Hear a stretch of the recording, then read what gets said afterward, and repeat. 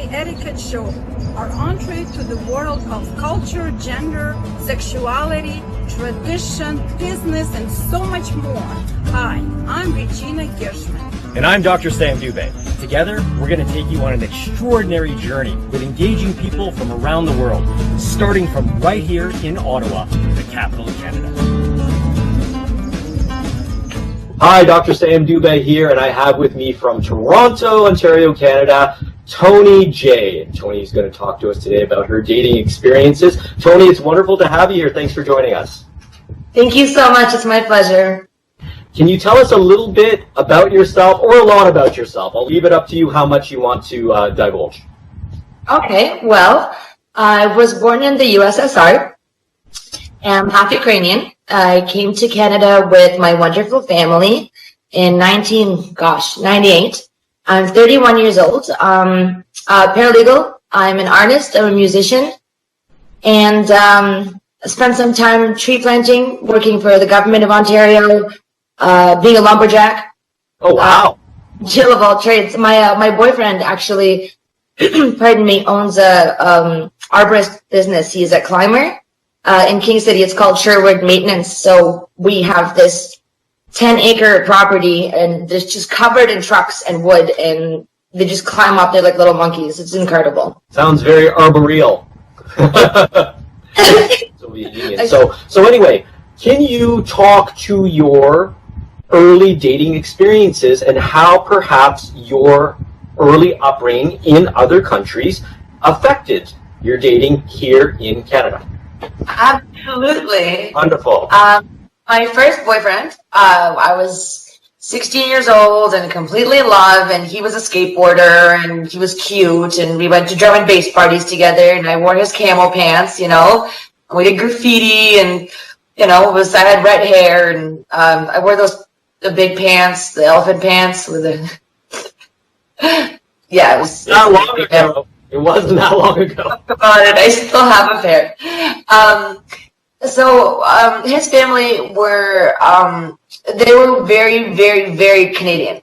So culturally, you know, grilled cheese, you know, nice house, dog, and I had borscht for breakfast, and I ate you know, salted fish for, you know, lunch. And everybody would make fun of me. And his family, we ended up going to see them in Florida. And they were very, very cookie-cutter Florida grandparents. And they would keep making these jokes about, you know, vodka and Russians. And I never experienced racism until then. And it was really strange to me because he understood me and he liked my quirkiness. But his family was so strange about it that they thought it was funny. You know, anybody who, I mean, like, by the color of my skin, you can't, you know, really tell which country I'm from, right? But they were so stereotypical, and it was really just an odd experience, and it made me not want to date him.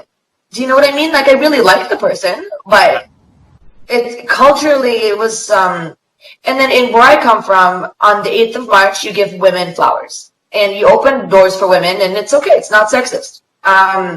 But here, I mean, you can have a lawsuit for opening a door for a lady. And it still confuses me to this day. So it definitely is the cultural thing is a huge impact. My sister is married to a man from Alsace, from France. And he's so funny. He's like, I did not eat anything salty before 10 a.m. You know, and that's his cultural thing. You know? Yeah, I know. I've eaten Olivier. Breakfast, you know, so. Yeah, his name is Olivier, which is the name of a Russian salad. So it's just all, and my sister writes cookbooks. It's called The Wooden Spoon, and she writes like vegan cookbooks. Oh, so, okay. And they met in Spanish class. So I don't even know how that one happened, but they have two beautiful kids who go to a school, French immersion. And it's just, they accept each other and they love each other. They're constantly traveling together, and they found a way to be together and still be, he's very French and she's very Russian. So, and they made it work. And their kids, yeah, and they never changed for each other. And they, you know, there's no, they never changed themselves. Do you have any humorous anecdotes about their relationship that you can relate? Anything that you personally witnessed that made you to Yes, please go on. Go on. It's gonna kill me for this. Do it. We were eating lunch outside, and there was a bee, and her husband got all freaked out, and she, without breaking eye contact, just smashes it on the table. Not like a whimper, not even like just talking to me, just as I'm talking to you, just smacks it down. Like, didn't miss a beat. We didn't even talk about it after. This is the first time I'm bringing it up. She's gonna kill me. So is that more typical of your background that you survive, and by explain that to us? My dad was Russian military, so we were kind of brought up. I enjoy the whole, don't kill other things idea. But he told me that if there's spiders in your house, it's kind of your territory. Yeah. So the bee in your sister's territory, her boyfriend / husband got out of there and was panicking. Exactly. The bee took care of the bee. Yeah. So it's just there's no qualms about it. Like, we're animals just as much as people, and it's so funny because she looks like me except blonde and not tattooed, and like a wife. We have the same grade, but we could be more opposite. Okay, so but she's a delicate blonde flower, but she'll kill a bee with her bare hands. Wow, yeah, and I mean, she didn't even consider anyone being allergic to it or anything, because it was just, I'm going to just take care of this bee, right? Like, it's not even a question. Okay, do you have any more like that? I mean, that was funny. That's I can picture that. That's really funny. What about their children, raising their children? I have a story about my current boyfriend. Please. I love him so much. Like, I've been in love with him my entire life. I was the weird girl playing video games with the boys, and we never realized that we liked each other until much later in life. But I used to do graffiti in Kensington, and unbeknownst to me, he was being paid to remove said graffiti. Oh. And only years later we realized he's like, some jerk has been putting up these pieces, and I would make them on wooden boards. Like, I would take IKEA boards people would throw out because I was very poor, and spray paint's expensive. So I would take these wooden boards and I'd actually screwdriver them into places. And his job was to take them down. And only like 10 years later did we realize that he was at his friend's house that was 2 doors down from me, and that he took down my graffiti for like 3 years. And we kept almost bumping into each other for almost a decade. And then the miracle happened, and I've never been more in love in my whole life. Well, that's wonderful. Here, was culture a challenge for you too? Not really. We've always been extremely accepting of each other. We know each other like the backs of our hands. Between the two of us, we probably dated most of Toronto with an overlap, Okay. Like, we know each other's dirty history. I used to high-five girls leaving his room in university, okay? Like, we're okay with each other. And we just accept each other for who we are. He's of Jewish background. I'm Orthodox, but I know the only thing I don't accept is the sweet fish. I don't like the sweet fish. It's not like it's I just don't. But and it's just a food preference, and that's my only thing. We do the Shabbos together, even though I'm not Jewish. And he celebrates Christmas with me, and I celebrate Hanukkah with him. But if you were to get married, you have to convert. You try to think of this as like a gaining something, as opposed to like having to smush each other, or like segregate things. We just we're the same as my sister and her husband. We love everything and finding out new things, and that's the best part, because you don't want to become like each other. What would you say, at the risk of sounding provocative, culturally the most divergent from your childhood culture and values to in comparison? So what other ethnicities and cultures have you dated that were say as diametrically opposed to your background as possible? couple of years ago, before Josh and I, now that it's interesting, the thing is, I don't think about these things. He's my only, it's just not very fair. No, I used to know someone who was from North Africa, and I had the biggest crush on him. We went to university together, and we ended up going out a couple of times, and we're both quite tall. I'm 5'11", he was 6'5" or something or other, and we struck a striking figure. So that definitely was really interesting. I got to learn so much, and he had an accent, and I have a little bit of one, but it's interesting how people look at you when you are, an interracial couple. For sure, it is noticeable. It's noticeable in the looks you get. So maybe just because we were both good looking or something, I don't know. I'm being teased. And very modest too. I can see that. Yes. Any other humorous incidents in your dating life you would like to relate to us? I think the viewers love hearing this. We're trying to put a lighthearted spin on some things in order to promote understanding.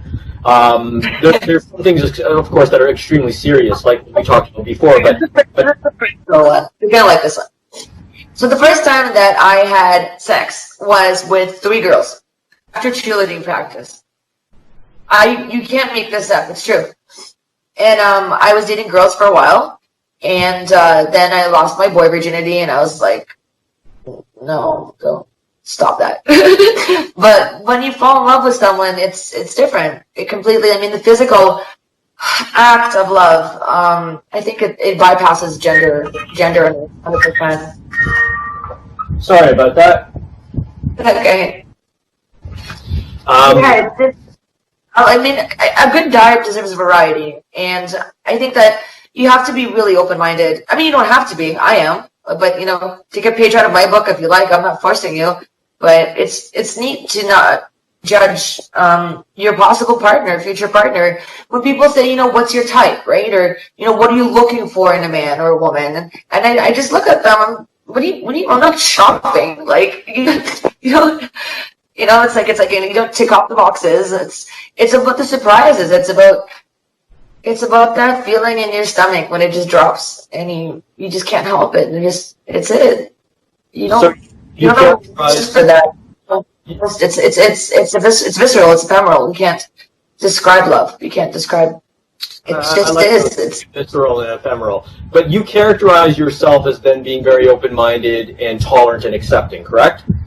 I think so. Okay.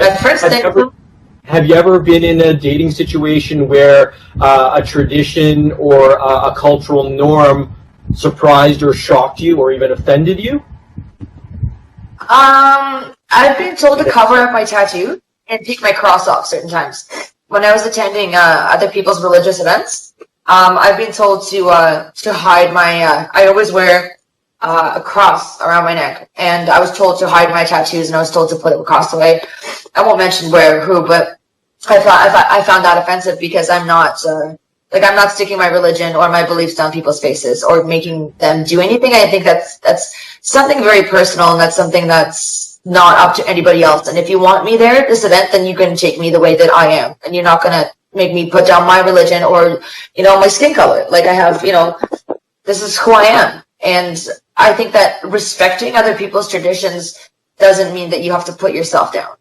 That I am a very strong believer in the fact that if you don't want me just the way I am, then sorry, move on, bro. I don't care. Yeah, I mean, you're in a position also where you are considered Caucasian, and but coming from the opposite side of the world, where the culture is very, very different. The cultures are. But I'm native. I'm from native cultures. I'm Kozak, Finno-Gorsk, and I'm not Slavic. I'm not Caucasian. I'm actually a mutt of different breeds of races that don't even anymore. I look white, like I look Caucasian, but I'm absolutely. I don't have a drop of Slavic blood. No, and this is. I'm glad you talked about this because there is this perception. We're in some places in the world they're less caught up in that so-called white being the absence of color idea, right? I'm a person of mixed race, and so I count this all the time.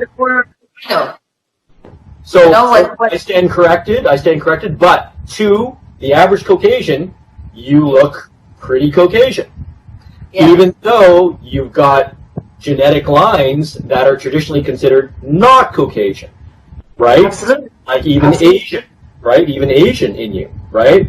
So if you had a genetic analysis, it'd be very interesting to see what 23andMe comes up with. I don't know if you ever had that done, but the data on some parts of the world is very sparse. And so it becomes less and less accurate.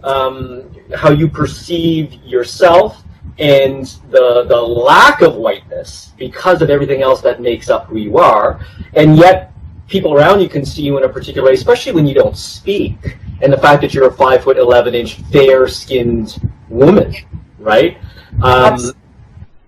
Right. So there's going to be certain presumptions, and one might even say privilege involved, depending on where you are in the world, because that's a relative thing, I think, definitely. But anyway. Can you talk more about, did you have any particular, apart from what we already talked about, very memorable experiences that have a kind of a cultural slant to them, for lack of a better term? Because we are trying to talk about intercultural, intergender. And do you consider yourself sexually fluid, Antonina, or? Definitely fluid, definitely be the word I'd use. Okay. Yeah. So are there any? It's a feeling, and it's just, it is what it is, and I can't help it. You know, it's like some people like vegetables, some people like, can't eat pork, some people don't like green beans. It's just, can you explain why you don't like broccoli? Like, I don't know, like, do you like mint chocolate? I like broccoli. And my you can't Brussels sprouts. It's strange. Yes. Yeah. Qualify or quantify like food preference, right? You can't, and it also is a constantly changing your palate. So just for myself, I can't speak for anybody else, but I've always found myself open to new experiences, open to new things. If you don't close that door in your head, then the world is your oyster and you're the pearl in the middle. So I was going to ask you what your advice was to our viewers out there, but you've touched on that already. You've actually given us some advice. Because you know what? If I could find love, so can you. And I'm kind of an oddball. Love yourself first. That's, I think, because as RuPaul said, you can't love yourself. How the hell are you going to love anyone else? No, we're certainly individuals, that's for sure, and our values do imprint themselves on our behaviors. Is there anything else you would like to talk about? Is there anything else you would like to speak to in this context of dating, romance, relationships, crossing boundaries, being accepting and tolerant, or not being so? To anybody who's watching and listening, that not everyone is going to find a partner. That sometimes you're going to have your heart. If you can find love, you can find love. Divorce or death. It's a pretty scary concept. So don't be afraid or scared if you don't have a boyfriend or girlfriend, or it's not you. It's not them. It's just relationships come in so many different forms and ways. And until I learned to love myself for who I was, I could never truly love anybody else because I always thought, oh, was my hair this or that, or use my lipstick the wrong color.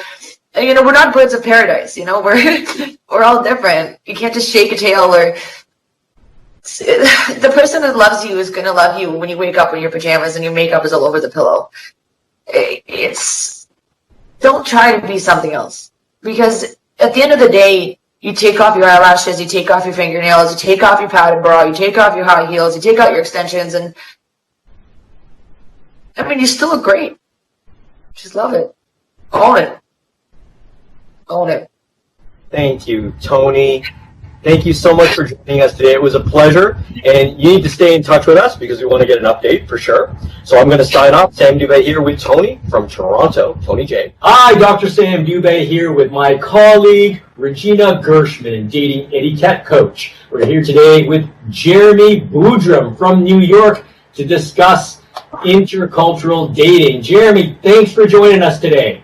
Oh, it's good to be here. So we actually had a conversation last night where we found out that you thought that perhaps your Indian heritage was manifesting in ways that you hadn't otherwise been aware of in your relationships, human relationships, dating, and that sort of thing. So can you contextualize that a little for us? You were born in the U.S. Is that correct? Okay. So I was born in, sorry, go ahead. I was born in New York, but I guess it's like my parents are pretty conservative towards our culture. But I've been here since I was born here, so I've seen a lot of things in New York, and I feel, I guess, more Americanized here in New York. But at the same time, I still keep a lot of my values that my parents have taught me, you know, just to respect my culture, you know? I get, like, certain things that my parents have brought up. It was always optional for me, but one of it would be, like, an arranged marriage. But, you know, I'm kind of, like, conflicted on the idea of arranged marriage, because my grandparents had an arranged marriage, and it was just like they did love each other. It's just the concept of it kind of like scared me, in the idea that like you don't really know enough about the person. You know, it takes years and years to just like build a relationship with someone. So to have that with just a stranger, and it's just like feels very quick and forced, is like, that's scary, you know? But, you know, at the same time I was like conflicted because, you know, time is limited. Sometimes, and like my parents tell me, you know, you should get married at this age and have kids at this age, like at 25, 27, like those are usually the age ranges that you get married or have kids. So it's like, once you pass 30, it's kind of like, well, it's like a little late, you know? It's just a little bit of pressure from the parents, combined with... Did you hear, Jeremy, 30 is the new 16, right, Regina? That's right. Yeah, That's yeah. right. But full disclosure, did you know my maternal grandparents were in arranged marriage? And yeah, my mother's from China, and her parents were in arranged marriage, and they were happy until my grandmother passed. So, you know, it definitely does work, and it serves its purpose within the culture. But last night you said to me on the phone, I would want to respect my parents' wishes. I would probably go through with it, but I don't really want to participate in arranged marriage. So can you to that? I just think the idea of just disobeying your parents is like disrespecting the culture, you know? It's just, if there's certain things where I do feel like I would feel guilty if I didn't follow, you know, what they say or how they feel, you know? And if I don't exactly do it, I would feel like I'm disrespecting my culture. So that's where it's like I feel moments of like guilt trips, or like just like, because you want to be yourself, but at the same time you want to respect your culture. So like there's little elements to it that I want to respect, you know? Okay, let me ask you point blank then. What is the purpose of an arranged marriage for those of us watching in video podcast land? Just to be with a partner. Like, sometimes when you're with someone, it's just for, well, ideally you wouldn't want it just for security, but that is one of the main purposes of an arranged marriage, is that you are taken care of and you are feeling comfortable because of the fact that you're being taken care of financially. Having a partner that your parents approve of, like, will make them feel comfortable, you know, it's just like, in terms of being secure, then that's the purpose of an arranged marriage. But in terms of like love and stuff like that, you don't know, because that's like, yeah, it's a stranger sometimes. So that's scary. But sometimes that's what people want, is being secure. Because if you're secure, you feel comfortable, and you know everything else should come later on. And that's the idea. But usually you want to give it time to build on that relationship. But it feels more forced. To me, in my opinion. But what does Jeremy want? Does Jeremy want to be happy with his own partner, or does Jeremy want to go with what his parents want? And do the or parents? Jeremy is in mixed. He has to find one that his parents would like. And do the parents feel they know best and ultimately can make Jeremy the happiest? Yeah, my mom, I feel like my mom and dad would know what's best for me. They can see the signs. Like, I guess, like, when anyone's in love or like think they're in love, another person from outside perspective can see like all the signs that you might not necessarily see. But I feel like I know what my parents want, so I feel like the person that I want is like part of what my parents would approve of. Like, it is part of like a little bit of my worries, like a little bit of, I worry about that sometimes, but like I feel like my parents would approve of it because like I think about it. So, you know, I can always keep that in mind. Like, oh, how's the person like? Do I get along with them? Is there certain things that I see as a red flag that I might not necessarily agree with? Or is the red flag so bad that we can't work on it, you know? Like, because we all have red flags as people, you know, but it depends on how bad our red flags are and if you're willing to work with those red flags, you know? Interesting. So what would be red flags for you then? It's just, I'm not, I wouldn't say I take life slow, but like, I think I just like do it one step at a time. So like I think patience is like very key. Like you can't really like usually if someone gets mad at me or stuff or gets upset, like I kind of like I keep it in the back of my mind, but I like I won't yell or scream, like, cause I guess it's a cultural thing not to just like yell or speak up and yell at someone. So instead I just take it and I keep it in and like keep that in my mind, you know. I think patience is like all that's really needed. A good personality, and that's about it. Not much. So Jeremy, have you started to look on your own for that ideal partner? I have, but I feel as though that when I'm usually looking for it, that's when it doesn't work. Sometimes it's just like you shouldn't be focused on pursuing anyone. It just should just come naturally. And you wouldn't be, like, usually how it works most of the time is like, oh, well, I'm not focused on this person, and it just happens naturally, and I didn't realize that person likes me. But the second that I focus on someone, that's where it's like I mess up, and that's why I try my best to just, like, let it come naturally and not to just think about them, not to make my intentions clear, you know? And where have you been looking? Just at school, like mainly at school, because I'm a college student, so. But I wouldn't say like, yeah, I think school is probably the only place I could really do it. I don't go out too much, like, I know most people will go to coffee shops and bars and stuff, but I just usually just try my best to find it in a place that I usually go to, which is school, so. But not right now.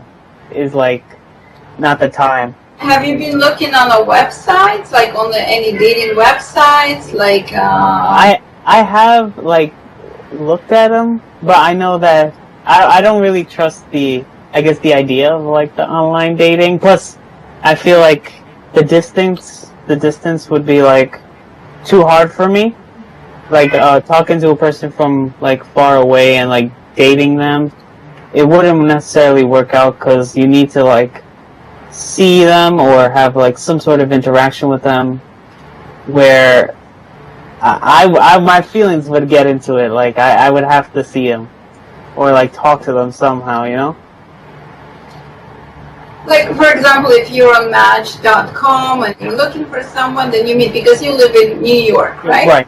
And New York is a huge place. Well, I know right now it's not an ideal place to meet anybody under the circumstances, but in general, if someone was within my area, yeah, I I just never tried the dating site. I just I guess it's a little embarrassing, to just go on a website and, because I always thought that was my last option if I couldn't find someone.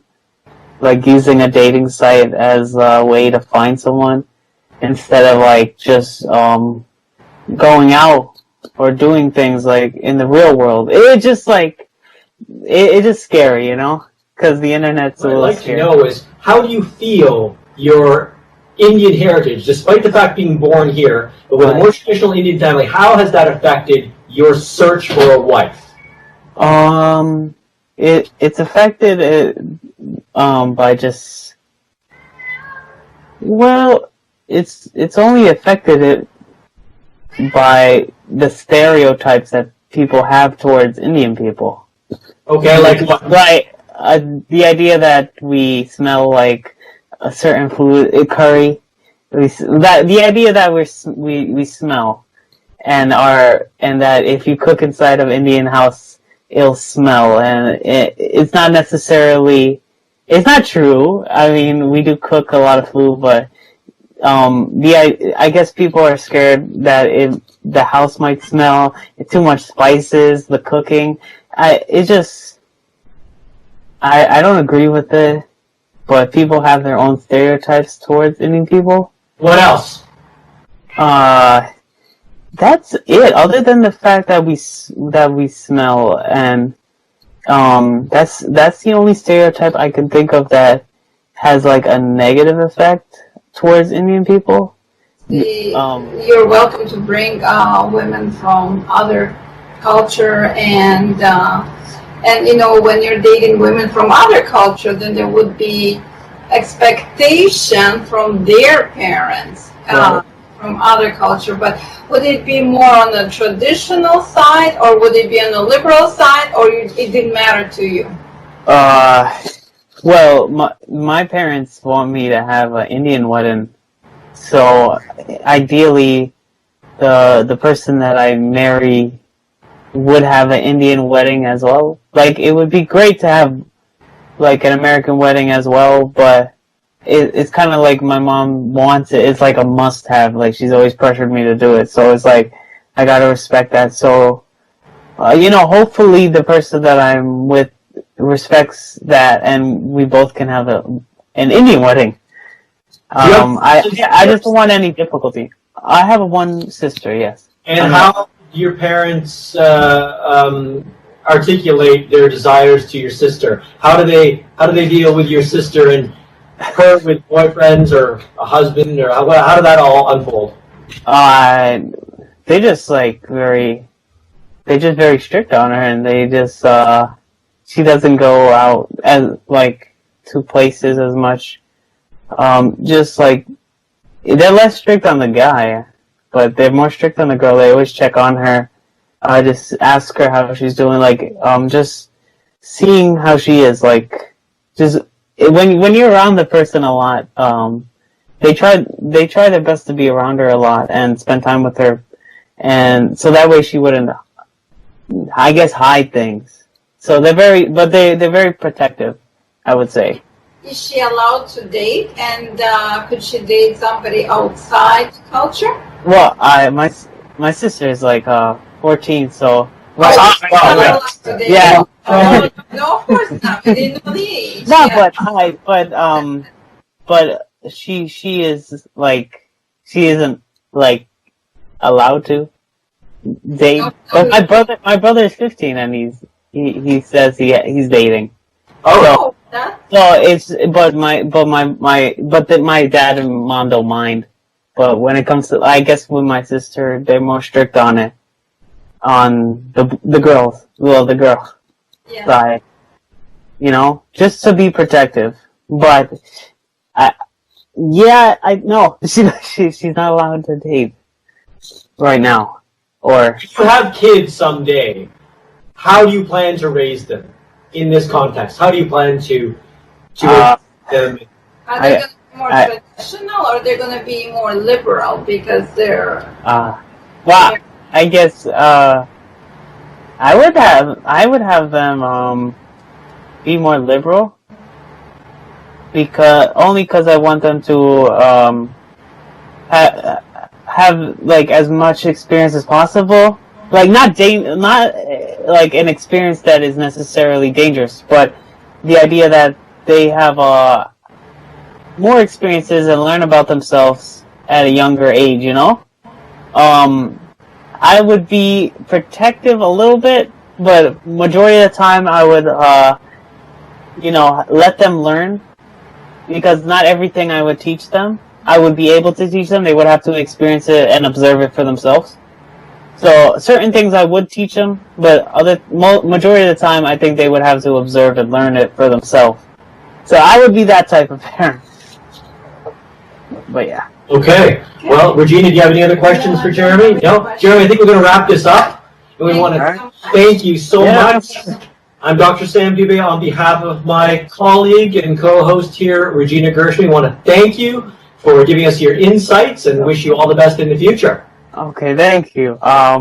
This was awesome. Thank you guys so much. Hi, Linda, and welcome to the Etiquette Show. I'm your host, Regina Gershman, and this is Sam. Hello, Linda. Nice to meet you. Hi, Regina. Hi, Sam. Hi, nice meeting you. And the Etiquette Show is about dating, dining, business, social, all kinds of etiquette. And today's etiquette topic is on dating etiquette, everybody's favorite. Yeah.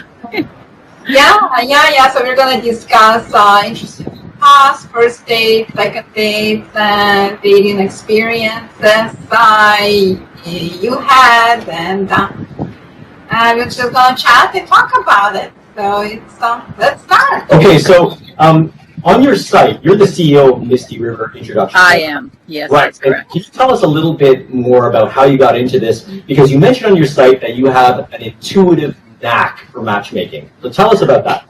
So I do consider that I have an intuitive knack. It's funny because before I ever did it as a business, I started out as a matchmaker, just matching all my friends and family.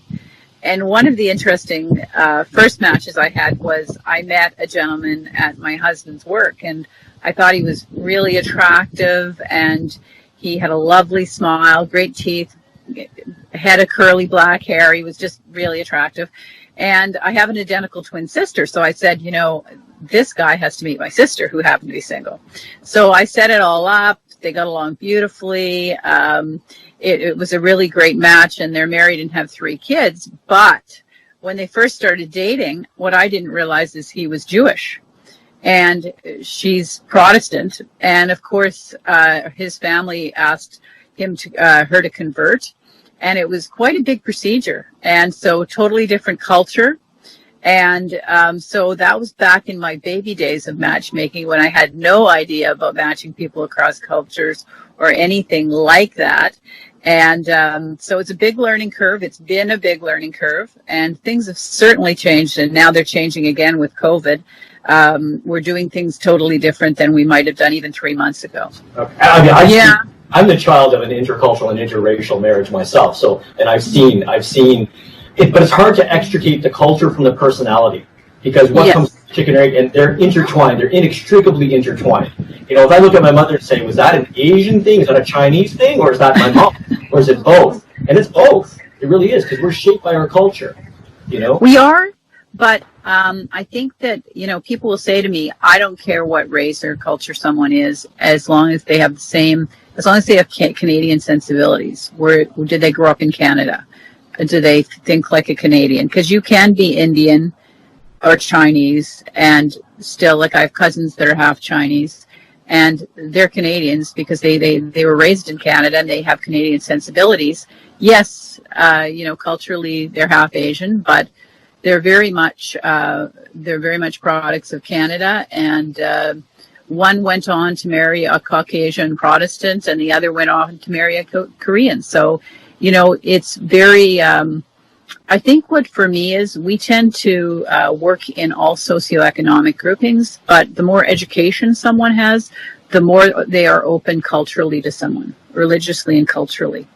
So if someone, for instance, has a PhD, generally they don't care. They work with people every day from all over the world that have PhDs, and they know that you either like the person or you don't like the person. You're either similar to that person as similar enough that you could have a relationship with them, or they're not.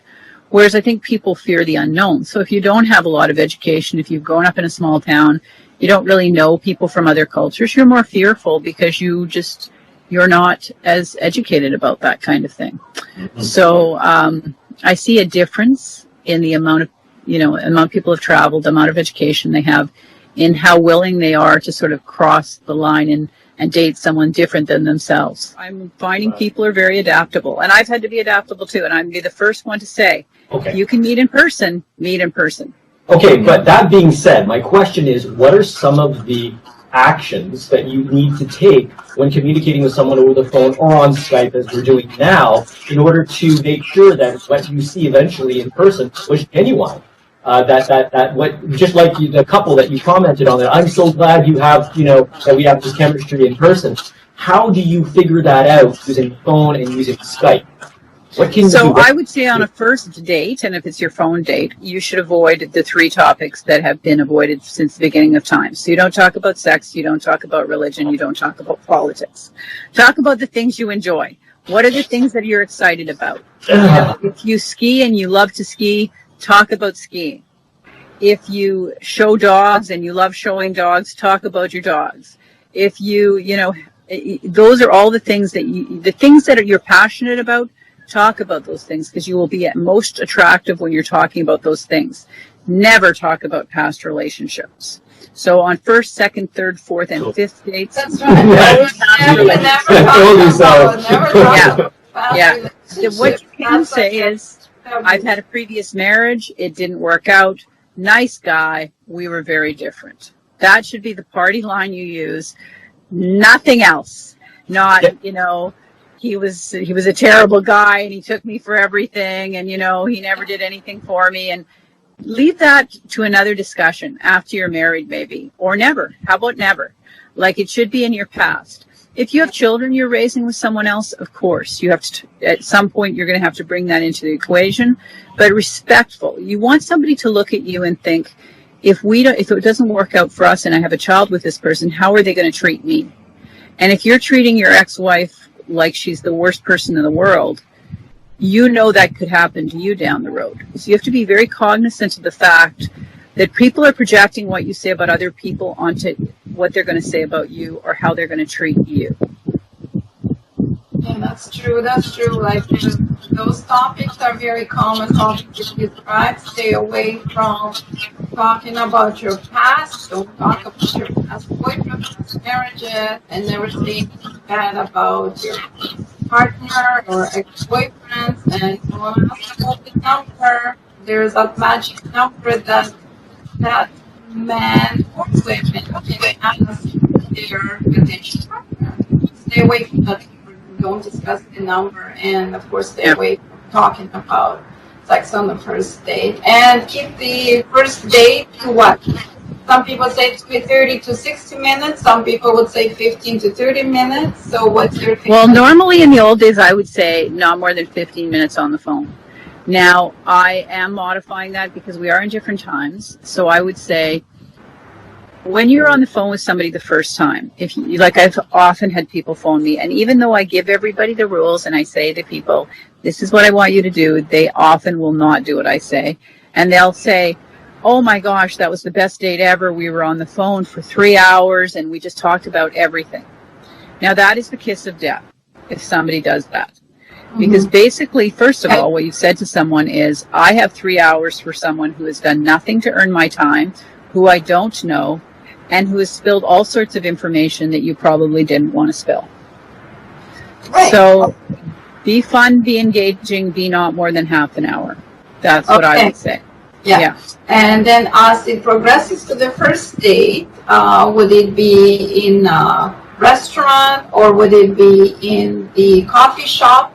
And how long should it be? So you should be on a patio in the summer, try to keep it onto the patio in the summer because you are less likely to contract this disease if you're outside. And so leave it to 30 minutes. What you can do, a lot of people will do a distance walk. So they'll meet in a park, a public park, and they'll go for a walk together. And that's always great as well. Always in the past, I've said, go and have a meal together because part of courting is feeding, and I do believe that. But you know, someone needs to be able to feed you. It's sort of on a primitive level. It's very important in establishing a relationship. But at the same time, you know, things are a little bit different right now. But what about certainly, physical contact and intimacy in this day and age? Sorry. I'm asking the question, just the elephant in the room. Physical contact and intimacy. Yeah, you know, and I've tried to say, I've tried to say to people, please, you know, don't, you know, we're in a pandemic, be careful, don't, you know, and people still, you know, chemistry is chemistry, and it's, you know, oh, you know, well, we're living together. Really? How did that happen in a pandemic? We're supposed to be socially distancing. And so, you know, people will do what they will do. I mean, I think you have to limit the amount of people in your social circle. So if you meet, you know, if you're introduced to 12 people over 3 or 4 months, I think you should do some screening over the phone and not meet all of those 12 people. I think you should try to figure out whether or not they're a good fit to some extent before you meet them. Sometimes it's impossible to tell, but, you know, limit the amount of people you're giving that option to. So Linda, going back to the first date questions. So the couple had the first date, it went phenomenally well. He suggested tea, suggested evening tea or breakfast coffee. What would you suggest what would you say to that? So sex after first date, in other words. Sorry, did you say sex after tea? I don't know. So sex after first date, yes. Is it a no or it's maybe yes? What is it? What would you suggest? What would you say to a couple? I think for the right person, it is never going to be, like, I think within reason, the right person will always wait for you to be comfortable for the next stage. So if you're dating somebody, for instance, and they touch you, usually it means that they're open to being touched back. Not always, but usually that's you let somebody else break the barrier first, usually the woman. She's the one that might reach over and put her hand on your hand. That means that she's probably open to more physical contact. All right. But you have to be very, you know, cognizant of somebody, you know, that's a cue. Yeah. But people still will tell you what makes them comfortable or uncomfortable, and you have to be open to reading that.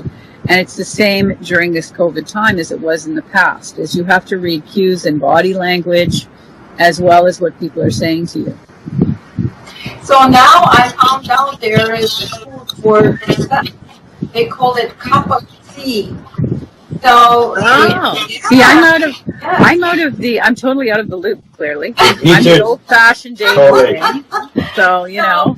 Yeah, so I have my client came to me and she asked me the question. So she went on a date, and after that first date, he asked her for a cup of tea. That was an evening date.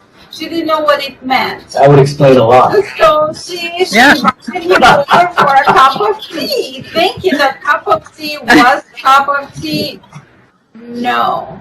Cup of tea, not cup of tea. Well, could be. So you say every time you ask someone for a cup of tea? It means something else. I didn't know, Linda. Help me. Pre-COVID, I'll make you dinner at my place meant only one thing. Yes. So I guess cup of tea is like people are getting it even easier. We'll go through the McDonald's drive-through. Exactly. Yeah, it's not, I'll meet you at the Four Seasons for dinner anymore. It's how about a cup of tea? Well, while we're on this topic, what are some of the other rules for dating now, more constrained to the phone and for Skype or Zoom or whatnot? What are some of those other rules you were talking about? So you meet in a public place. If it's a park, that's fine. If it's a patio, that's fine. You don't have anybody drive you to and from a first date. Again, no big heavy topics on a first date, sex, religion, politics. What I get a lot of right now is I feel like I'm on a job interview. And even when I'm interviewing people to do up a profile for them, they'll say to me, well, I'm patient and I'm punctual and I'm a team player and da-da-da. And I have to stop them and say, okay, I'm not hiring you. You're going to be dating. You're not going to be working for anybody. So I want to hear those adjectives. So when people get into a dating situation and they're so used to being at work and they're so driven by, I want to have a family, because women are delaying getting married for the first time, men are delaying getting married for the first time, and they sit down and they go, okay, I need to know if you're willing to have a family, I need to know how you were going to raise our kids, I need to know all this stuff. So people are like recoiling in horror, as they should, because, you know, really what you want to do on a first or second or third or fourth date is be engaging, be fun. If you're attracted to somebody, make it light, make it fun.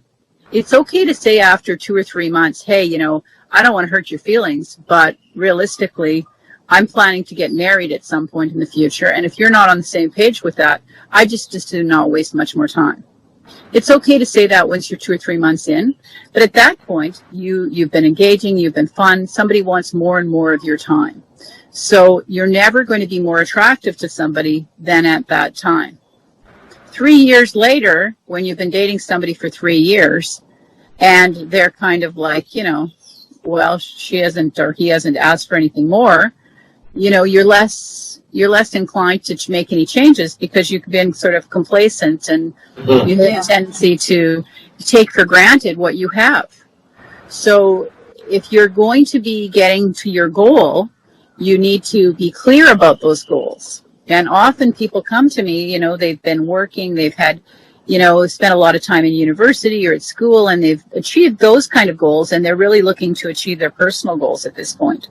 So I always say to people, don't make it an agenda-based date on the first or second date or third date or fourth date. Be fun for a month or two. Be engaging. Make people want to have you more and more in their life, and make people want to lock you down. As my kids would say, lock that down. And that's what they want, you know? Yeah. Put a ring on her finger. Exactly. Can you truly get to know someone over the phone and through Skype? Can you truly get to know someone over the phone and through Skype?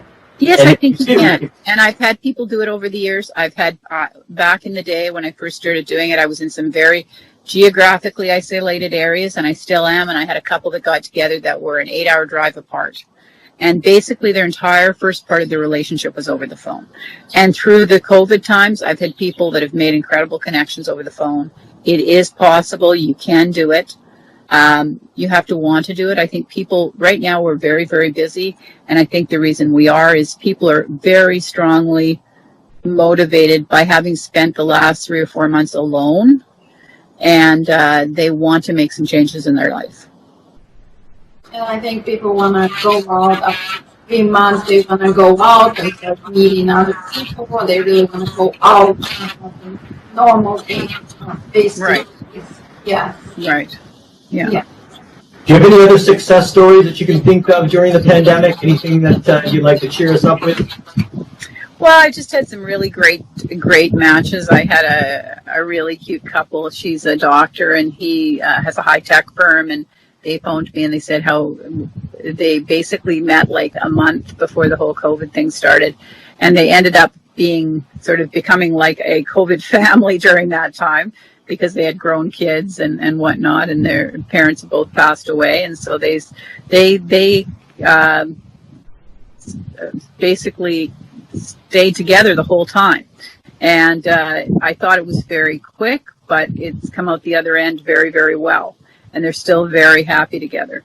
And I think that kind of togetherness, I've known other people that it was too much too soon and it hasn't worked out. So it can be a really good thing. It can be a really bad thing. But I mean, you have to take chances. If you don't take chances in life, you get nowhere. Yeah. Days after first date should the person call the other person? So the men should always call the women, no exceptions. And I've had many women call me and say, I really want to call him. We had a great time. We went out for dinner. We went dancing. We had a great time. I think he really likes me. I really like him. Sit on your hands. Sit on your hands. Now, why is that in this day and age of equality and independence and everything? Like, I happen to believe that, but why is that? I believe that men are genetically engineered to chase. And if, as a woman, you chase, yeah, and with your tradition, yeah, and men need to earn a woman's time, and you earn a woman's time. You go on a first date Okay, you don't give anybody a weekend. They get a Wednesday or a Thursday night, and then if they can gradually over time progress to the point that you give them maybe a Friday or a Saturday night, but they have to earn that spot. And what you're saying to somebody is, I have a busy, full life. I have full weekends. I don't need you. You need me. And I know that's game playing, but it's the game playing that works for human beings. So that's what you need to do in order to, and people will say, I have other people that I've matched, and the woman actually proposed to the man, because there's this day of the year supposedly that you're allowed to actually, a woman is allowed to propose to a man. I have 2 friends that did that and are happily married. So there is always the exception to the rule. I forget what day it is, but they're both February 29th. Yes. February 29 according to the Irish. February 20. Okay, yes. And so they're both happily married, and so there are always exceptions to the rule. So they coincidentally married 2 men I believe would never have been married otherwise, because they're people that just were sort of fence sitters. Like, they're really great guys, both really great guys, but I think that they would have never really taken the plunge themselves. And I know they love these women. They both love, their wives, but they just probably weren't really motivated to make much change. So there's always exceptions. There's always exceptions, but you should try, I think, to keep to my rules. You'll win every time. Okay, That's right. I think we're going to have to wrap this up, Virginia. Is there any one last thing you want to say to us before we go? One last piece of advice. Well, I think what it's important to keep in mind is stuff like this will come and go. This probably won't be the last pandemic we've seen, maybe even in our lifetime. But human beings need other human beings. They need relationships. They need love. They need romance in order to survive. It's as integral as food and drink to us. So I believe that we will always find a workaround. And that's what people are doing right now. They're finding a workaround to have what they want. And that's a relationship. Telephone, Skype, McDonald's drive-thru. Human touch. Exactly. Yes. Well, Thanks thank you very much, Linda. It was a pleasure on behalf of Regina, dating etiquette expert, and myself, Superstar Dubé. Thank you for the interview, and the best of luck in your business and in producing lots of Misty River babies. Thank you. Take care. Bye. You too. Bye-bye. Bye-bye. Oh,